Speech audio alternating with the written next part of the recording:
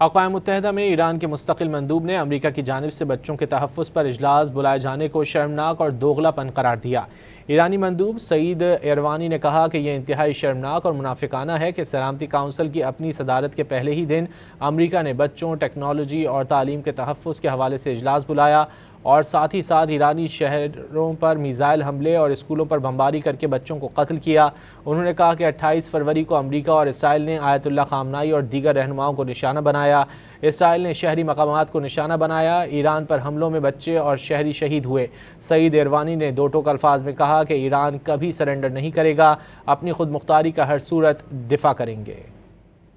اقوام متحدہ میں ایران کے مستقل مندوب نے امریکہ کی جانب سے بچوں کے تحفظ پر اجلاس بلائے جانے کو شرمناک اور دوغلا پن قرار دیا۔ ایرانی مندوب سعید ایروانی نے کہا کہ یہ انتہائی شرمناک اور منافقانہ ہے کہ سلامتی کونسل کی اپنی صدارت کے پہلے ہی دن امریکہ نے بچوں، ٹیکنالوجی اور تعلیم کے تحفظ کے حوالے سے اجلاس بلایا اور ساتھ ہی ساتھ ایرانی شہروں پر میزائل حملے اور اسکولوں پر بمباری کر کے بچوں کو قتل کیا۔ انہوں نے کہا کہ 28 فروری کو امریکہ اور اسرائیل نے آیت اللہ خامنائی اور دیگر رہنماؤں کو نشانہ بنایا۔ اسرائیل نے شہری مقامات کو نشانہ بنایا۔ ایران پر حملوں میں بچے اور شہری شہید ہوئے۔ سعید ایروانی نے دو ٹوک الفاظ میں کہا کہ ایران کبھی سرنڈر نہیں کرے گا، اپنی خود مختاری کا ہر صورت دفاع کریں گے۔